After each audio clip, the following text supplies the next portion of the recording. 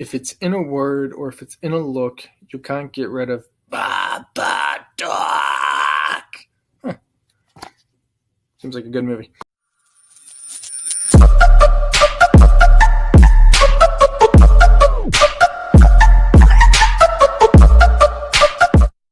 Hey guys, it's Slush, and today we're going to be doing a review of 2014's horror film, The Babadook. Now, this movie is still it's our first feature film. It was inspired by, or this film was based off of her short film called Monster. Look it up, Monster short film. It'll be in black and white. It's very different from the actual movie. Number one, I don't think it had a budget. Number two, if it did have a budget, it was very small, but it had a lot more action in it. This movie doesn't rely on action. It relies more so on the suspense of never knowing when the Babadook's going to come by.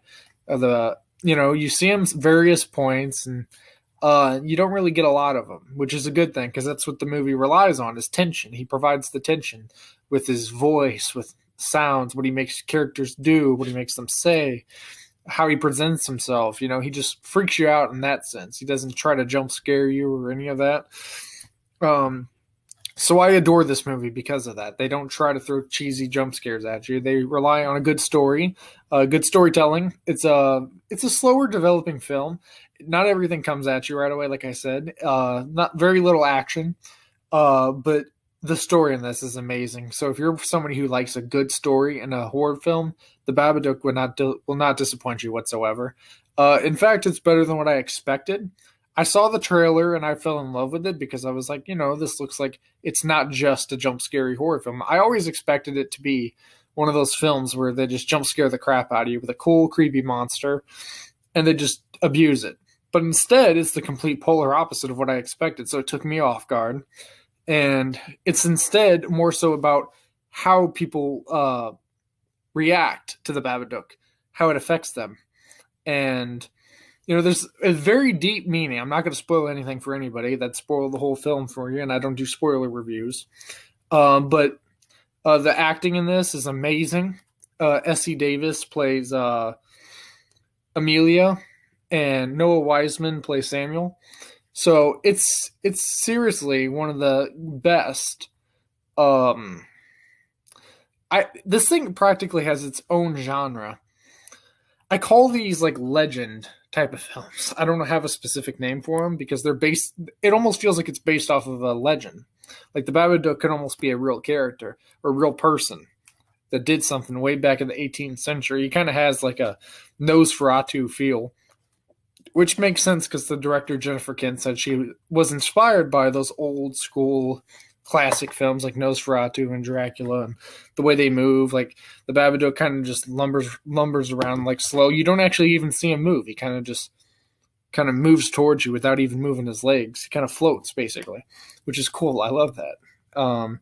So there's some serious reviews on this, especially this one from Stephen King. Deeply disturbing and highly recommended. So whenever he says that, you gotta have high hopes. But the funny thing is, I'm in several Facebook horror groups. This is one of the most hated films. In fact, I have 3 of the most hated films of all time in that group. Strangers Pray at Night, Slender Man, and now The Babadook. So, yeah, I don't have a very good reputation in the group at the moment, but I don't care. Some people actually really love this film. Like whenever I talk about it, a lot of people say they love it, but then you have those people who say it's boring. And then clearly it's those people that just don't like good, spooky horror films that are like this. Like, I love a good slasher film, but whenever I watch a slasher film, I expect to see kills. There's certain requirements for each horror film. Like, I can't give this a ranking based off of what I'd give Halloween.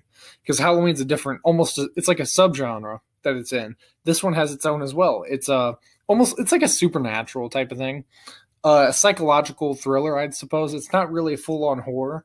There's nothing in this that scared me whatsoever. He's spooky. He's not scary. He's spooky. Because once again, he doesn't spend the whole time trying to jump out at you. Instead, he, like I said, just kind of provides tension, with his voice and stuff that he does to people. But yeah, Babadook is an amazing film. Go pick up yourself a copy. It's a great buy for me. And also, with the cool thing with these, with this DVD, is if you don't like this cover, you could flip it around and get this cover. So, but I found that this one's way cooler. You get to actually see the Babadook. Here, you kind of just get to see the lead. It's kind of boring to me. So I was really excited when I found out that it's reversible. So that's pretty cool. It's definitely worth the buy in that sense. But yeah, I hope you guys enjoyed this review. Like I said, go check out the Babadook, and it's definitely worth your time. If you appreciate good horror, you will appreciate the Babadook, guaranteed. If you're not a huge fan of horror, you probably won't enjoy it. That's simple. But it has a great plot, great acting, great story. But that plays into plot. I don't know why I just said that twice. And the Babadook creature monster is cool. So, yeah, that's my review of the Babadook. Hope you enjoyed.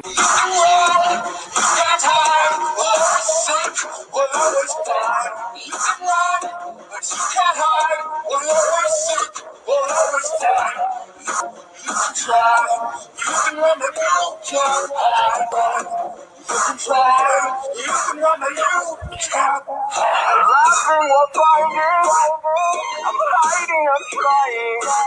I feel like he's lying. I feel like I'm dying.